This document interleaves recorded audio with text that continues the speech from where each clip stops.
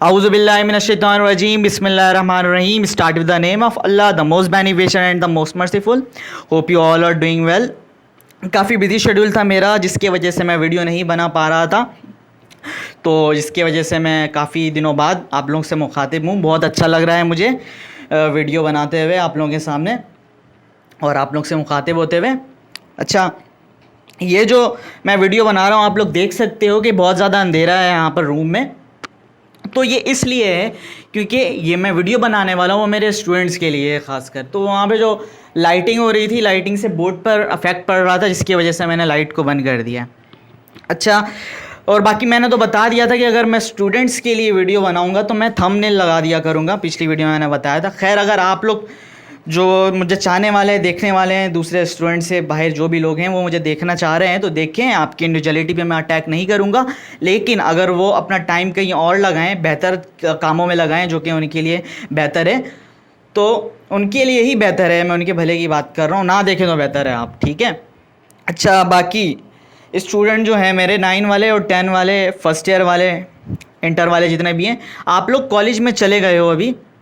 और first year वाले student मुझे बताते हैं कि आप लोग कॉलेज में चले गए हो, बहुत खुशी होती है मुझे ये सुनकर। लेकिन आप लोगों ने वहाँ पर एक चीज़ नोट की होगी कि वहाँ पर जो टीचर्स आते हैं, या तो आते नहीं हैं, लेकिन अगर आते भी हैं तो वो बहुत, उनका जो बिहेवियर होता है वो बहुत नॉन सीरियस होता है, सीरियस होकर नहीं पढ़ा रहे होते हैं। लेकिन यही टीचर शाम के टाइम अपने कोचिंग के अंदर वो सीरियस होकर पढ़ा रहे होते हैं, अपने ही कोचिंग खोल रहे होते हैं। ये ऐसा क्यों है? ठीक है, मैं सवाल रखूंगा क्योंकि मैंने बताया था कि ये जो मैंने स्टार्ट कर रहा हूँ कोचिंग, ये सिर्फ एक कोचिंग नहीं बल्कि एक तहरीक का नाम है। तो जो गलत बात होगी मैं आप लोगों के सामने रखूंगा और आप लोग भी एग्री करोगे ये बात कोई गलत नहीं है हो रही है यहाँ पर, ठीक है। तो सामने मैं रखूँगा, तो एक एक करके सिर्फ अभी रख रहा हूँ, फिर क्या है इस तरह मुझसे किस तरह निकलेंगे सब कुछ मैं बताऊँगा। एक साथ सब कुछ नहीं होता, ठीक है। तो ये क्यों होता है कि वो टीचर कॉलेज के अंदर आपको नॉन सीरियस बिहेवियर के साथ पढ़ा रहा है और शाम में वो अपनी कोचिंग सेंटर के अंदर सीरियस होकर पढ़ा रहा होता है। हालांकि वो कॉलेज के अंदर अपने तमाम मुराद ले रहा है, उसको तमाम फैसिलिटी मिल रही है, उसको सारी सैलरीज मिल रही है उसकी, ठीक है। तो इसका मतलब वो सारे पैसे हैं उसके हराम के हैं ना, फिर डायरेक्ट बोलूँगा मैं, ठीक है। अच्छा, उसके बाद जो मैट्रिक वाले बच्चे हैं, मैट्रिक वाले बच्चे अगर आप लोग स्कूल में पढ़ रहे हो सेम सब्जेक्ट शुरू से लेकर, सुबह जाते हो 8 बजे से 12 बजे तक या 1 बजे, जो भी टाइमिंग है आप लोगों की, अगर वहाँ पर स्कूलों में इतनी अच्छी पढ़ाई है, फॉर एग्जांपल अगर बहुत अच्छी पढ़ाई है, तो आप लोग कोचिंग क्यों जा रहे हो? बहुत ज़्यादा अगर अच्छी पढ़ाई है, हर स्कूल वाले दावा करते हैं कि हम बेहतरीन पढ़ा रहे हैं, तो आप कोचिंग क्यों जा रहे हो? क्या फ़ायदा वहाँ पर? वही सब्जेक्ट पढ़ने के लिए सेम, ठीक है। या फिर अगर कोचिंग जा रहे हो तो स्कूल क्यों जा रहे हो? क्या इतना ज़्यादा टाइम चाहिए हमें पढ़ने के लिए? आप दूसरे कंट्रीज़ को देखो जो कि एजुकेशन के पॉइंट ऑफ व्यू से काफ़ी आला सतह पर हैं। आप वहाँ पर देखो वो एजुकेशन में कितना टाइम दे रहे हैं वो अपने एजुकेशन में मुश्किल से 3 घंटे, मैक्सिमम 3 से 4 घंटे वो दे रहे होते हैं, ठीक है। और हम वही काम कर रहे हैं सुबह से लेकर 8 बजे से रात के 8 बज जाते हैं, सेम चीज़ पढ़ के, और वो चीज़ें पढ़ रहे हैं जो कि रेलिवेंट भी नहीं है हमारे लिए। तो क्या हम अपना टाइम ज़ाया नहीं कर रहे हैं? आप लोगों से सवाल है, खुद सोचें, क्या हम अपना टाइम, क्या इतना ज़्यादा टाइम चाहिए हमें पढ़ने के लिए? वहाँ पर जो एजुकेशन पॉइंट ऑफ व्यू जो दूसरी कंट्रीज़ हैं वो क्या करती हैं, वहाँ से स्कूल से आने के बाद वो अपने दीगर एक्टिविटीज़ जो हैं जो कि ज़रूरी हैं आज के लाइफ में, वहाँ पर वो अपना टाइम दे रहे हैं और हम अपना टाइम ज़ाया कर रहे हैं। आप इस बात को सोचिएगा ज़रूर। इसी तरह अगर हम आते हैं फिर यूनिवर्सिटीज़ के स्टूडेंट्स में, जिस तरह कॉलेज के प्रोफेसर होते हैं, इसी तरह यूनिवर्सिटीज़ के प्रोफेसर स्लाइड्स घुमाकर और आ जाते हैं और उनको पैसे मिल जाते हैं, उनकी सैलरीज मिल जाती हैं। और हम कहाँ पर जाके पढ़ रहे होते हैं? हम यूनिवर्सिटीज़ में नहीं पढ़ते, हम जाकर यूट्यूब के वीडियोस देखते हैं और उसके अंदर से हम सीख रहे होते हैं, ठीक है। अगर हम लोगों को यूट्यूब से ही पढ़ना है और ऑनलाइन ही आके पढ़ना है तो फिर क्या फ़ायदा है इन सब चीज़ों का?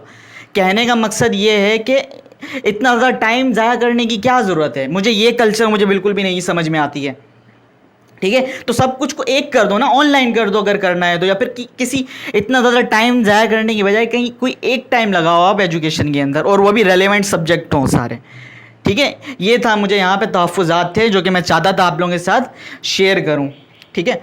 अच्छा, ये जो मैं वीडियो बना रहा हूँ आप लोगों के लिए, ये है हम मेरे मैट्रिक वाले और फर्स्ट ईयर वालों के स्टूडेंट, ये इन दोनों के लिए रेलिवेंट हैं आज का जो टॉपिक है, ठीक है। ये टॉपिक है क्वाड्रेटिक इक्वेशन का, ठीक है, तो हम इसको आज स्टार्ट करते हैं। देखिए क्वाड्रेटिक इक्वेशन आप लोगों ने पढ़ा भी होगा पहले कि क्वाड्रेटिक इक्वेशन क्या होती है। ऐसी इक्वेशन जिसमें इक्वल का साइन आ जाए, ऐसी इक्वेशन जिसकी हाईएस्ट पावर 2 हो। ठीक है, तो यहाँ पर आप देख सकते हैं ax² plus B x plus c is equal to 0, that is quadratic equation. और इसकी हाईएस्ट पावर क्या है? इसकी हाईएस्ट पावर 2 है, यहाँ पर पावर 1 है और ये एक कांस्टेंट है। ठीक है, ये हमारे पास क्वाड्रेटिक इक्वेशन है।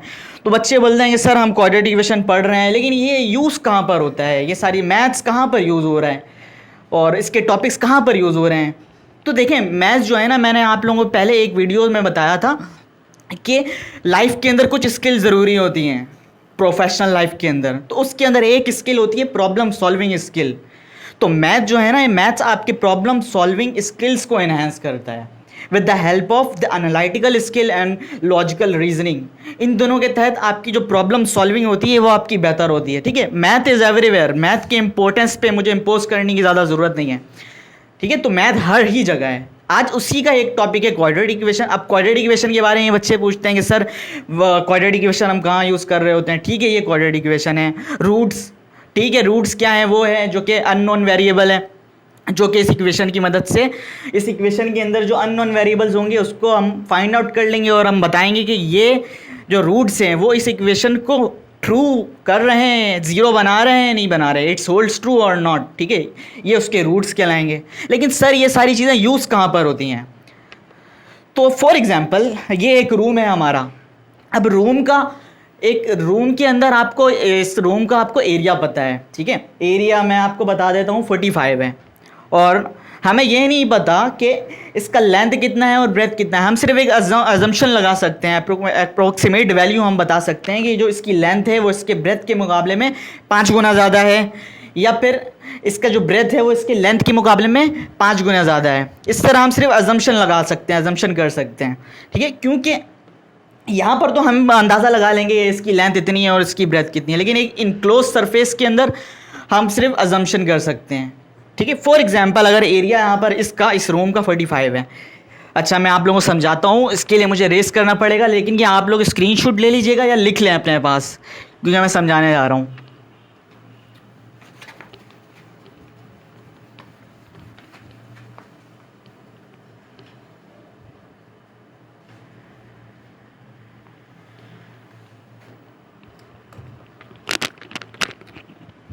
देखें, आपको पता है कि एरिया का फॉर्मूला क्या है? एरिया बराबर है लेंथ मल्टीप्लाई बाय ब्रेथ। ठीक है, इज इक्वल टू एरिया। अब एरिया की वैल्यू मैंने क्या बताई है? एरिया है हमारा 45 और लेंथ कितना है? लेंथ है पता नहीं है हमें, हमने अजम्पशन किया है कि लेंथ ब्रेथ के मुकाबले में 5 टाइम है। ठीक है, तो मैं ब्रेथ की जगह पे मैं 5 टाइम ऑफ द लेंथ लिख सकता हूँ, बिल्कुल लिख सकता हूँ। ठीक है, क्योंकि हमने ये अजम्पशन किया है कि ब्रेथ लेंथ के मुकाबले में 5 गुना है। ठीक है, अब यहाँ पर हम क्या करें? देखें, लेंथ और लेंथ है ना, ये दोनों मल्टीप्लाई हो जाएंगे तो ये क्या हो जाएगा? L² हो जाएगा ना, basis same power add L² और 5 एज इट इज यहाँ पर आ गया आपका 45। ठीक है, ये 5 यहाँ जाएगा नीचे, मैं लिख देता हूँ, ये 5 जब यहां पर आएगा 45 के नीचे आएगा तो ये दोनों आपस में एक ही टेबल में कैंसिल हो जाएंगे। 5 1 जा 5 एंड 5 9 जा 45। तो L² इज इक्वल टू हमारे पास क्या आ गया? 9। अब स्क्वायर को हटाने के लिए हम क्या करते हैं? स्क्वायर को हटाने के लिए हम रूट लेते हैं। जैसे ही यहां पर रूट लेंगे तो यहां पर हमारे पास L के दोनों रूट्स आ जाएंगे, दोनों अननोन वेरिएबल्स आ जाएंगे। ठीक है, जो कि हम कह सकते हैं कि ये रूट्स हैं क्वाड्रेटिक इक्वेशन के। अब 9 का आप रूट लो, यहाँ पर आ गया हमारे पास 3 प्लस माइनस 3। ठीक है, तो L की 2 वैल्यू आ गई, एक आ गई माइनस का 3 और एक है प्लस का 3। अब लेंथ जो है कभी भी नेगेटिव तो हो नहीं सकता, माइनस में तो जा नहीं सकता, तो लेंथ हमारा हमेशा पॉजिटिव होगा, तो +3 इज द राइट आंसर। ठीक है, तो लेंथ हमारा क्या था उस कमरे का? 3 मीटर। ठीक है, इसी तरह आप पता लगा सकते हो कि इस कमरे की ब्रेथ कितनी थी। कैसे पता लगा सकते हो? देखें, ब्रेथ क्या था? लेंथ के 5 गुना ज़्यादा था, है ना। आप जाके अगर यहाँ पे पुट करोगे लेंथ की वैल्यू पे, ब्रेथ की वैल्यू पे, जो कि 5 टाइम ऑफ दी लेंथ है, तो 5 मल्टीप्लाई बाय लेंथ क्या आया है हमारा 3, तो 5 3 जा 15। ये आपका क्या आ गया, ये आपका ब्रेथ भी आ गया। यानी एक रूम के अंदर हम ये एक क्वाड्रेटिक इक्वेशन की मदद से हम ये पता लगा सकते हैं कि इस रूम की लेंथ क्या थी और इसकी ब्रेथ क्या है। अब आप लोग कहोगे सर क्वाड्रेटिक इक्वेशन कहाँ पर है, देखें क्वाड्रेटिक इक्वेशन, गौर करें क्या है ये क्वाड्रेटिक इक्वेशन है कि नहीं है, क्योंकि इसकी हाईएस्ट पावर क्या है 2 है। तो हमने क्वाड्रेटिक इक्वेशन के ही मदद से हमने लेंथ को भी फाइंड आउट किया है, हमने ब्रेथ को भी फाइंड आउट किया है, ठीक है। इसी तरह इनक्लोज सरफेस के अंदर हम क्वाड्रेटिक इक्वेशन की मदद से लेंथ ब्रेथ एरिया हम फाइंड आउट कर सकते हैं। अच्छा, और कहाँ पर यूज़ हो सकता है, मैच आप लोग देख रहे हो आजकल क्रिकेट का सीज़न चल रहा है, तो किसी स्पीड से कोई भी खिलाड़ी जो है प्लेयर बॉल को फेंक रहा है और वो कितने टाइम पे जाके विकेट पे लगेगी, ये विद द हेल्प ऑफ हम क्वाड्रेटिक इक्वेशन हम फाइंड आउट कर सकते हैं। फर्स्ट ईयर वाले स्टूडेंट जिसने फिजिक्स पढ़ा है वो ज़्यादा बेहतर समझ सकते हैं। मिलिट्री के अंदर ये यूज़ होता है, उसके बाद सैटेलाइट्स में यूज़ होते हैं, ये जितने भी रॉकेट्स वगैरह लॉन्च हो रहे हैं यहाँ पर हम क्वाड्रेटिक इक्वेशन यूज़ कर रहे होते हैं, ठीक है। जियो फिजिक्स के अंदर हम यूज़ कर रहे होते हैं, तो ये तकरीबन ये हर जगह ही है, क्वाड्रेटिक इक्वेशन का यूज़ है ना हर जगह है, ठीक है। तो ये यहाँ पर यूज़ हो रहा है। अब हम एग्जाम्पल समझ में आ गई है, तो हम एक्सरसाइज की तरफ आएंगे। फिलहाल इसको कॉपी कर लीजिए, फिर मैं आगे बताता हूँ।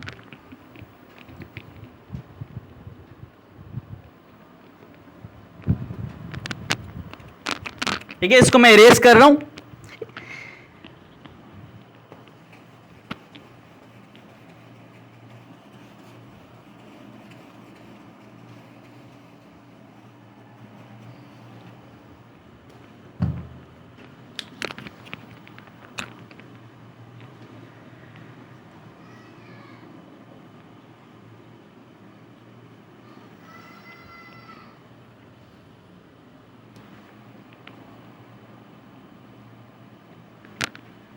जी चलिए स्टार्ट करते हैं। अब हमारा जो एक्सरसाइज है वो क्लास 10 का है 20.1 का जो फर्स्ट क्वेश्चन है, ये हमारे पास एक क्वाड्रेटिक इक्वेशन है। कैसे क्वाड्रेटिक इक्वेशन है, आप लोगों को मैंने बताया था कि क्वाड्रेटिक इक्वेशन क्या है, जिसकी हाईएस्ट पावर 2 हो, ax² + bx + c, ठीक है। ये है ना हमारे पास quadratic equation, ax² + bx + c = 0। तो आप कंपेयर करें इन दोनों को, देखें x² है बिल्कुल, x है बिल्कुल, एक कांस्टेंट है जी हाँ। तो ये हमारा क्या है, क्वाड्रेटिक इक्वेशन है, ठीक है। अब यहाँ पर हमें फाइंड आउट करना है कि इसकी नेचर क्या है। तो अब नेचर ऑफ रूट्स क्या होते हैं ये मैं आप लोगों को बताता हूँ।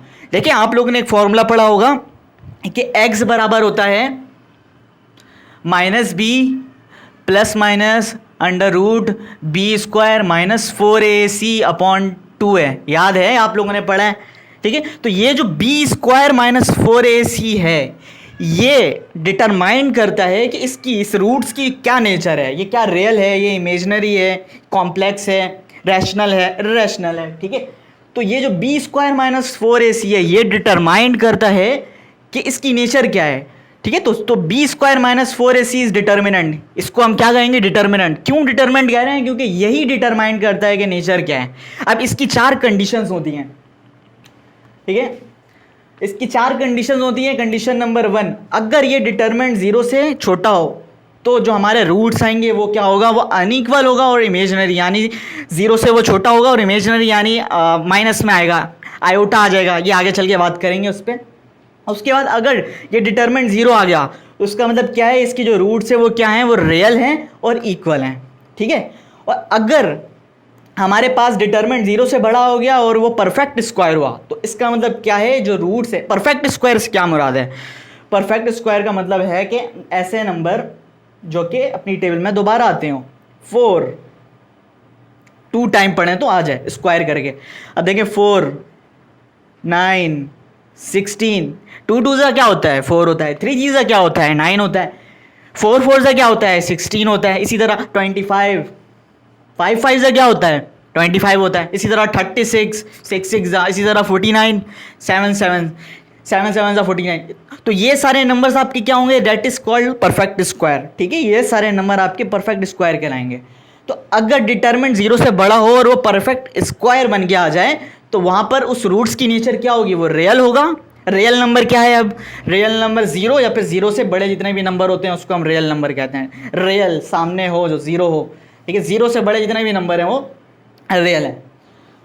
अच्छा, अनइक्वल होगा और रैशनल होगा। रैशनल नंबर क्या है, रैशनल नंबर मैं आप लोगों को बता देता हूं कि देखिए कोई नंबर है और उसके नीचे जो डिनोमिनेटर होगा फ्रैक्शन के फॉर्म में आए और जो डिनोमिनेटर है वो नॉन जीरो हो या 0 से बड़ा हो। फॉर एग्जांपल 3/4, 3/2, 1/2, तो ये सारे क्या हैं, ये सारे रैशनल नंबर हैं। अच्छा, ऊपर 0 भी आ सकता है, 0 और नीचे क्या होना चाहिए, नॉन जीरो नंबर होना चाहिए। 1 भी आ गया तब भी ये रैशनल नंबर है।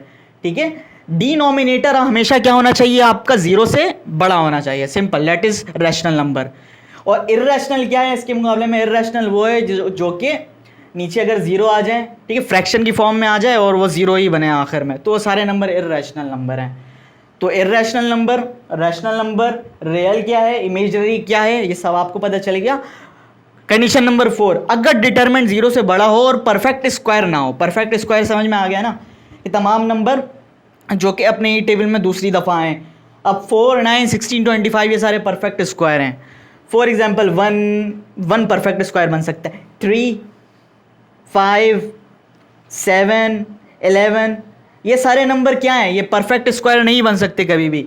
3 अपनी टेबल में नहीं आएगा, 5 नहीं आएगा अपनी टेबल में, ठीक है, 2 दफ़ा पढ़ने पे, 7 नहीं आएगा। तो ये सारे जितने भी नंबर होंगे वो आपके परफेक्ट स्क्वायर नहीं है। ठीक है, अगर डिटरमिनेंट 0 से बड़ा आ गया और परफेक्ट स्क्वायर ना हो तब उसकी नेचर क्या होगी, तब उसकी नेचर होगी रियल है या अनइक्वल है और ये इर्रेशनल है। ठीक है, इर्रेशनल भी आ गया समझ में, रैशनल भी आ गया समझ में। अब आते हैं हम क्वेश्चन की तरफ।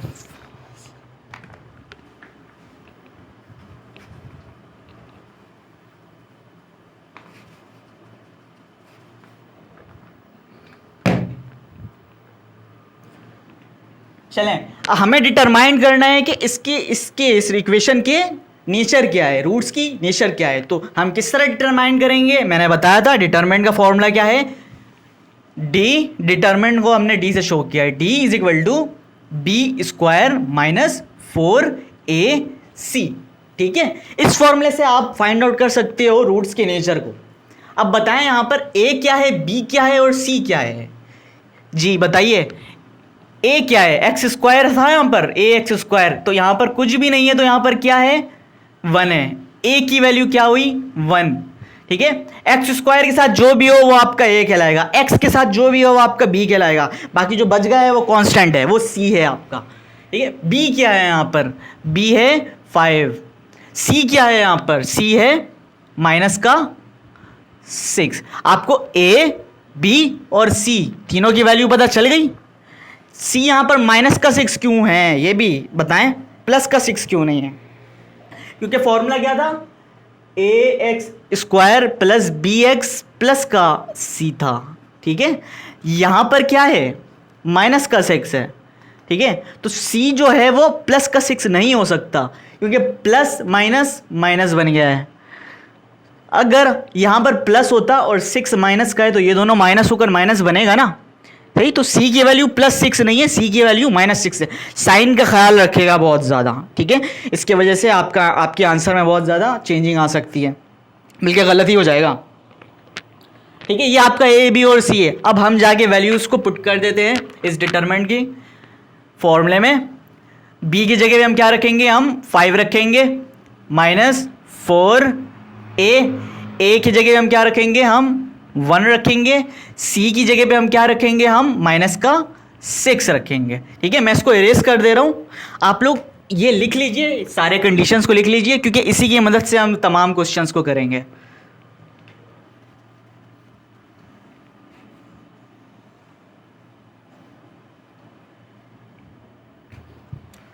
ठीक है, तो d डिटरमिनेंट हमारा क्या आएगा, 5 का स्क्वायर 25 होता है। अच्छा, माइनस माइनस प्लस, 4 6 24।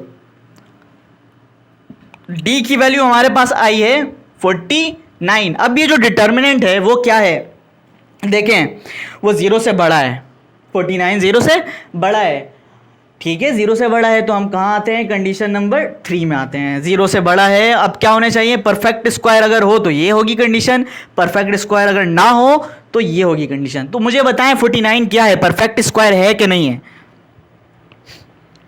49 का परफेक्ट स्क्वायर, 7 7 जा 49, तो इसका मतलब आपका 49 परफेक्ट स्क्वायर है। तो रूट्स की नेचर क्या होगी, roots will be, roots are real होगा, अनइक्वल होगा,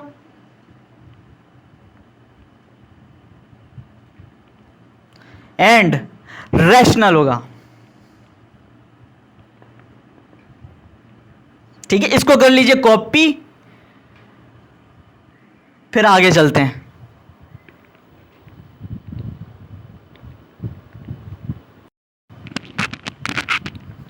अच्छा ठीक है स्टूडेंट, अब ये है हमारा क्वेश्चन नंबर 2। ठीक है, x square is equal to 6x। ठीक है, यहां पे देखें इसका क्या करते हैं, क्वाड्रेटिक इक्वेशन है ये, कैसे, क्योंकि इसकी हाईएस्ट पावर 2 है, लेकिन यहाँ पर जो है ना इसकी शक्ल बिगड़ी हुई है, शक्ल क्या, इसका होलिया ही बिगड़ा हुआ है, तो उसको सही करते हैं, हम मेकअप करते हैं इसके साथ। देखें 6x जो है आपने देखा होगा, ax square plus bx plus c, that is our quadratic equation is equal to 0। ठीक है, लेकिन यहाँ पर एक्स स्क्वायर तो है, एक्स है, कांस्टेंट नहीं है, एक तो कांस्टेंट तो है नहीं यहाँ पे, यानी सी नहीं होगा इधर, लेकिन आप इक्वल के दूसरे साइड देख रहे हो एक्स वाली वैल्यू को, लेकिन यहाँ पर आप इक्वल के यानी एक्स स्क्वायर के बराबर में देख रहे हो। तो हम एक काम करते हैं, इसको उठाकर दीवार तोड़कर इसको यहाँ लेकर आ जाते हैं एक्स स्क्वायर के साथ। एक्स स्क्वायर जब ये यहाँ पर था दीवार की दूसरी तरफ इक्वल की दूसरी साइड, तो ये प्लस का था, जब ये यहाँ आएगा तो ये हो जाएगा माइनस का 6x। ठीक है, इक्वल टू 0, कुछ भी नहीं बचा वहाँ पर। अब आप लोग यहाँ पे बताएं मुझे कि a क्या है, b क्या है और c क्या है। Here a is equal to x square के साथ जो भी है वो आपका a है, एक्स स्क्वायर के साथ यहाँ पर कुछ भी नहीं है तो 1 है, तो a इज इक्वल टू 1 जी। अब बताइए b क्या होगा, यहाँ पर b क्या है, 6 है, रॉन्ग, 6 नहीं, माइनस का 6 है। ठीक है, माइनस का साइन है ना यहाँ पर, ख्याल रखेगा इसका, b is equal to minus का 6। और c क्या है, c इज 0, कांस्टेंट तो है ही यहाँ पर। ठीक है, अब हम लगाएंगे सेम डिटर्मिनेंट का फॉर्मूला। डिटर्मिनेंट का फॉर्मूला क्या था, d is equal to b square minus 4ac।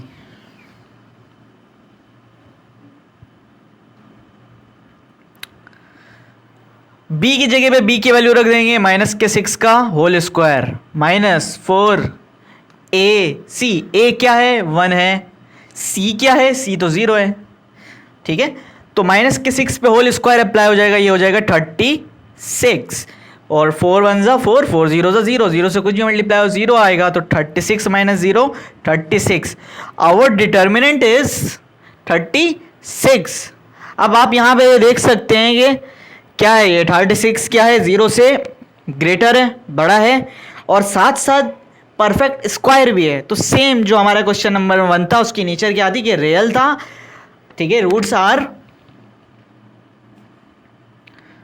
Real, unequal और रैशनल। ठीक है, सेम नेचर इसकी भी है, आसान है काफ़ी, इस पर ज़्यादा टाइम ज़ाया नहीं करेंगे, आप लोग तमाम क्वेश्चन कर सकते हो खुद ही। ठीक है, लकीर के फ़कीर नहीं बनना है, हाँ नहीं समझ में आए तो पूछें, लेकिन जो आप कर सकते हो तो उस पर क्यों टाइम ज़ाया करूँ। मेन एक्सरसाइज जहाँ से स्टार्ट हो रही है वो सारे क्वेश्चन कर लेना, तो ये एक दो क्वेश्चन समझाने के बाद ये तमाम क्वेश्चन खुद भी कर सकते हो ईजिली। खैर मैं आप लोगों की मदद कर दूंगा, जो क्वेश्चन है जिनकी जो हुलिया जो है उनका बिगड़ा हुआ है उनको सही कर दूंगा अभी आप लोगों के साथ। चलें, ठीक है, सॉल्व खुद ही करिएगा, आपको अपनी प्रॉब्लम सॉल्विंग स्किल बढ़ानी है, मैं इसलिए काम कर रहा हूँ, इसलिए मैं मेहनत कर रहा हूँ। तो ये भी लिख लेगा, since determinant is greater than 0 and perfect square, ये लिख लीजिएगा। So roots are real, unequal and rational. इसको मैं रेस कर देता हूँ।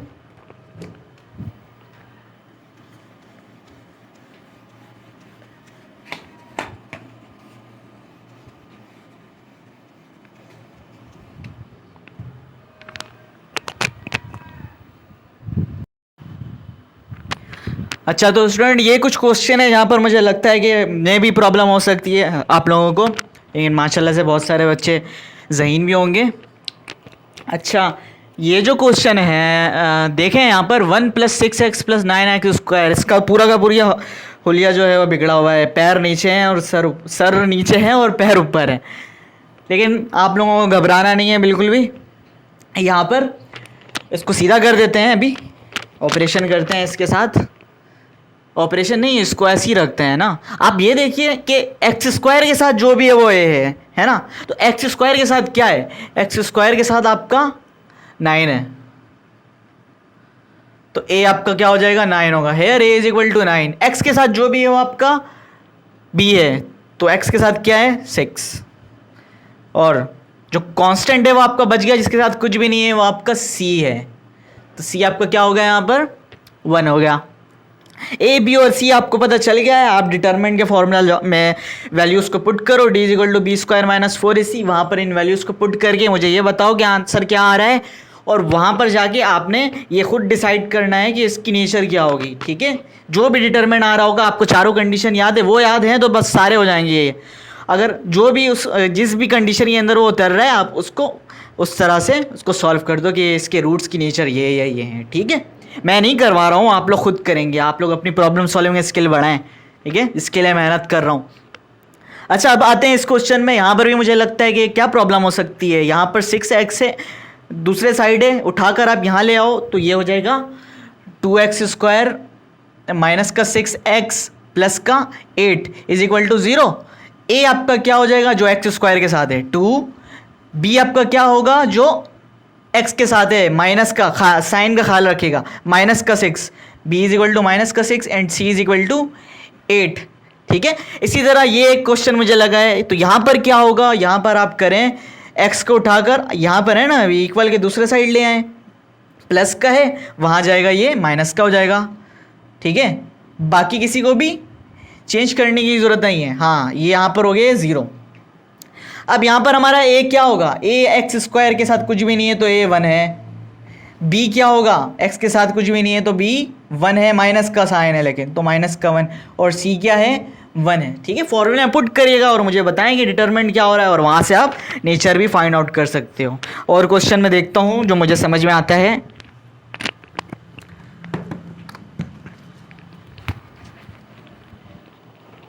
ठीक है, ये मेरी बुक नहीं मिल रही है मुझे, मेरे पास एक ये भी रेड डायरी है। तो रेड डायरी से मुझे याद आया कि अंकल एक्स की याद आ गई।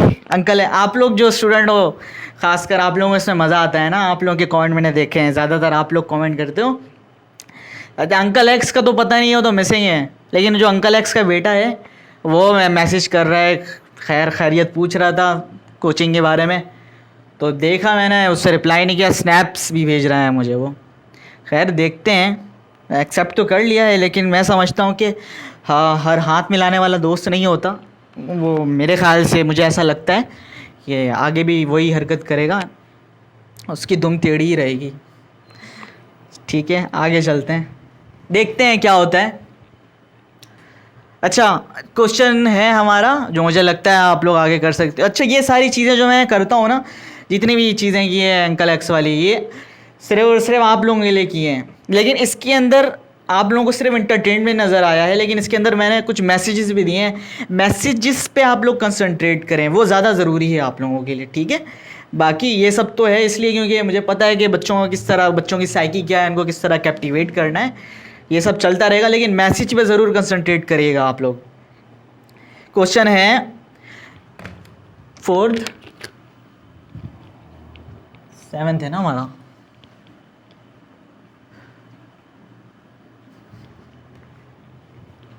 +x = 5x,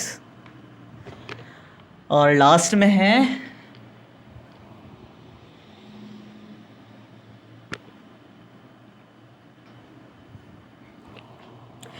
3x² + 9 = 0। ये भी आप लोग इजीली कर सकते हो, लेकिन फिर भी a b और c बता दे रहा हूँ। यहाँ पर इसको उठाकर यहाँ ले आओगे, 5x है क्या, तो ये हो जाएगा 3x² माइनस का 5x, उधर प्लस का था, यहाँ पर आके माइनस का हो जाएगा, और +6 = 0। a यहाँ पर 3 है, बी यहाँ पर -5 है और सी यहाँ पर 6 है। इसी तरह इस क्वेश्चन के अंदर आए तो यहाँ पर आपका ए है, बी नहीं है। बी क्यों नहीं है? क्योंकि यहाँ पे कहीं पर भी आपको एक्स की टर्म नहीं दिख रही है, तो जिसके साथ एक्स होता है वो आपका बी होता है ना, तो एक्स तो कहीं पर भी नहीं है, इसका मतलब बी नहीं है, यहाँ पर सी है। आपको पता है यहाँ पे ए क्या है? 3 है, बी है ही नहीं यानी 0 है, और सी क्या है आपका? 9 है। ठीक है, फॉर्मूले में पुट करें और नेचर मुझे फाइंड आउट करके बताएं। शाबाश, तमाम सारे बेस्ट ऑफ लक करें इनको।